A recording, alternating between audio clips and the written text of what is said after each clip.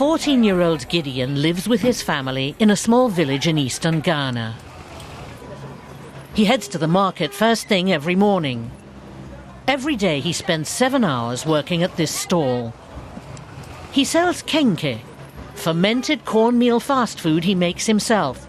His parents and his 7 siblings rely on his earnings. In the afternoons, he attends school.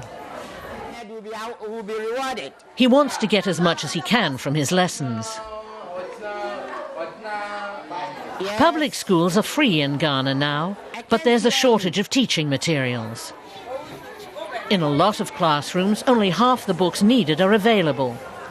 The pupils have to pay for school books themselves, and not all of them can afford it.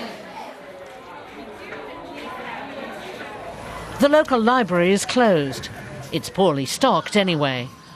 All it has are a few dog-eared volumes on American history, remnants of donations. The situation is improving. Thanks to the charity Worldreader, students are getting free e-readers with storage capacity for up to 4,000 books.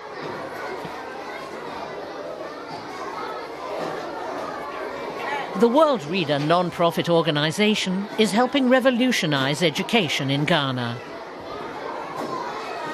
There's 1 billion children in the world currently, in the developing world, that don't have an effective education system. There is an enormous amount at stake here. The e-reader, and more importantly, the communications with the e-reader using the telecommunication technology, is just such a potent solution to this challenge. An e-reader costs €100. Worldreader is funded by private donations and the United Nations. How many books do you hold in your hand? Six. Can you hold 4,000 books in your hand? With this? Now you can. Many publishers offer content that can be downloaded free of charge.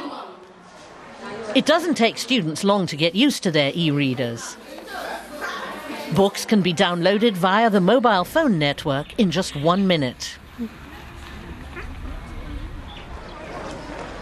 Many Ghanaian school children are now reading some 90 books a year, according to the Worldreader organization. I would like to be a leader one day, and I'm going to help my people. I would like to be a barrister.